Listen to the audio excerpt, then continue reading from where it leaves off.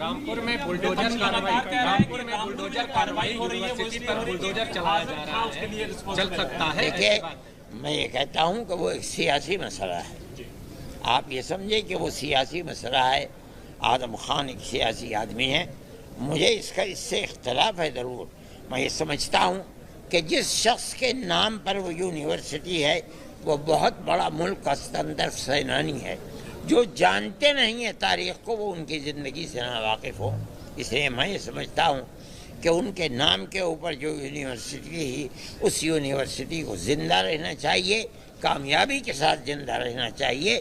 جو کیا جا رہا ہے وہ غلط ہے، غلط ہے، غلط ہے۔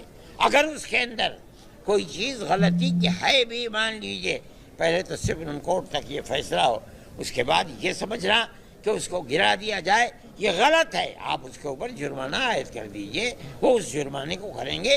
یہ جرمانہ عائد کرنا یہ بھی گورنمنٹ کا ایک قانون ہے۔ اگر کسی نے اپنے مکان یا کسی بلڈنگ یا کسی عمارت کے کو غیر قانونی طریقے پر بنایا ہے تو اس کا صرف ایک سبب یہی نہیں ہے کہ آپ اسے گرا دیں، جبکہ ہزاروں لڑکے اس کے اندر پڑھتے ہیں اور وہ تعلیم حاصل کرتے ہیں، تو اس کی حفاظت کرنی چاہیے۔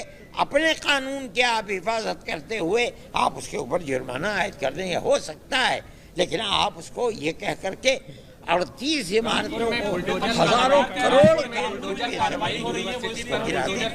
غلط ہے، وہی چل سکتا ہے۔ دیکھیے کوئی نہ، میں یہ کہتا ہوں کہ وہ ایک سیاسی مسئلہ ہے۔ کون کر رہا ہے؟ آپ یہ سمجھے کہ وہ سیاسی مسئلہ ہے، آدم خان ہزاروں کروڑ ہیں، مجھے اس سے اختلاف ہے ضرور۔ یہ غلط ہے، سمجھتا ہوں کہ جس شخص کے نام پر وہ یونیورسٹی ہے وہ بہت بڑا ملک کا ستندر سینانی ہے، جو جانتے نہیں ہیں تاریخ کو وہ ان کی زندگی سے وہ کر رہے ہیں۔ میں کیا آپ کو بتاؤں، آپ نے ان کے نام کے اوپر آپ بتائیے نا، آپ اس یونیورسٹی کو زندہ رہنا چاہیے، کامیابی کے ساتھ زندہ رہنا چاہیے۔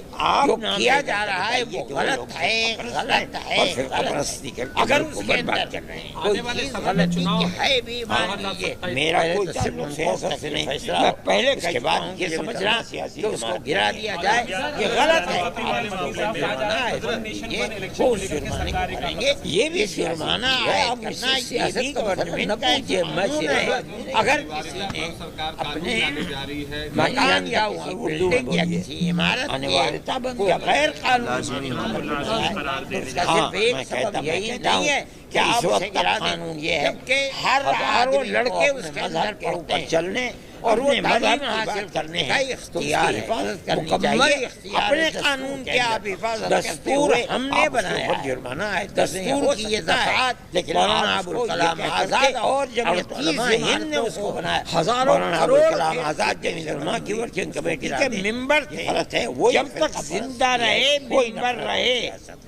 یہ فرقہ پرستی کون کر رہا ہے؟ پارلیمنٹ کے اندر یہ بات کہی گئی کہ جمعیت علماء ہزاروں مخالف ہیں مولانا آزاد کو یا جمعیت علماء میں وہی یا وزیر تعلیم ہے، انہوں نے پارلیمنٹ میں یہ بات کہی تھی کہ میرے بھائی جو فرقہ پرست ہیں میں پارلیمنٹ کو چھوڑ سکتا ہوں، میں جمعیت علماء کو نہیں چھوڑ سکتا۔ وہ کر رہے ہیں، میں کیا آپ کو بتاؤں، آپ نہیں جانتے، آپ بتائیے نا، آپ مجھ سے زیادہ دنیا کے اندر رہتے ہیں، میں تو ایک مدرسے کے اندر، آپ نام لے کر کے میں نہیں جانتا ہوں، میں یہ سمجھتا ہے کہ میں نہیں سمجھتا جن لوگوں نے مخالفت کی ہے طلبا کو بہت بڑا، میرا کوئی تعلق سیاست سے نہیں، میں پہلے جو پرچے آؤٹ ہوئے ہیں طلبا کے لیے بہت نقصان دہ ہے۔ میں سمجھتا ہوں کہ گورنمنٹ کو اس طریقے بھی چیزوں کے اندر توجہ کرنی چاہیے۔ جو اس 32 لاکھ لڑکے ہیں جن کو میں نہیں جانتا، بعد اردو میں بول گیا،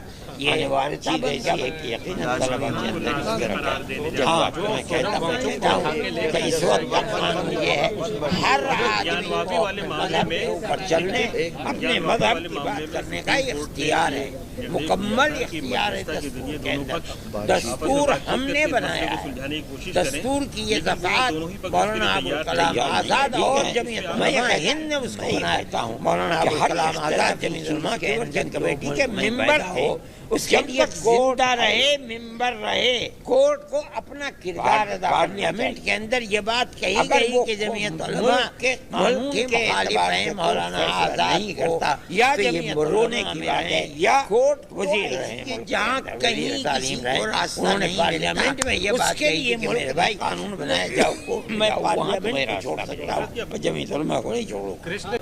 بھاشن ابھی جو اسپیچ دے رہی تھی اس میں انہوں نے طلبہ کے مسئلوں پر آپ سے حمایت کی بات کہی، خاص طور سے جو دلی میں جنتر منتر پہ چل رہا ہے، تمام طلبہ الگ الگ یونیورسٹیز کے وہاں پہ میں نہیں جانتا ہوں، میں نہیں سمجھتا ہوں کہ جن لوگوں نے مخالفت کی ہے طلبہ کو بہت بڑا نقصان پہنچا ہے۔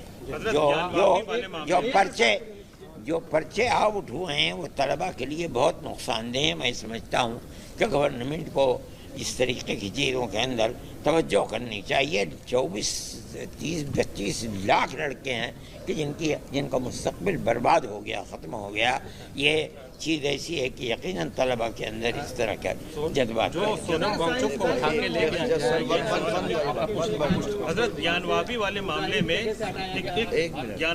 معاملے میں سپریم کورٹ نے یہ نردیش دیا تھا کہ مدھیستہ کے ذریعے دونوں پکش آپس میں بات چیت کر کے اس مسئلے کو سلجھانے کی کوشش کریں، لیکن وہ دونوں ہی پکش اس کے لیے تیار نہیں ہے۔ ٹھیک ہے، میں یہ کہتا ہوں کہ ہر اختلافی چیز کے اندر جو ملک میں پیدا ہو اس کے لیے کورٹ ہے، کورٹ کو اپنا کردار ادا کرنا چاہیے۔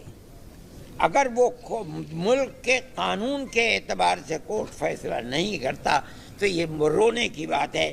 کورٹ تو ایسی ہے جہاں کہیں کسی کو راستہ نہیں ملتا، اس کے لیے ملک نے قانون بنایا، جاؤ کورٹ میں جاؤ، وہاں تمہیں راستہ ملے گا۔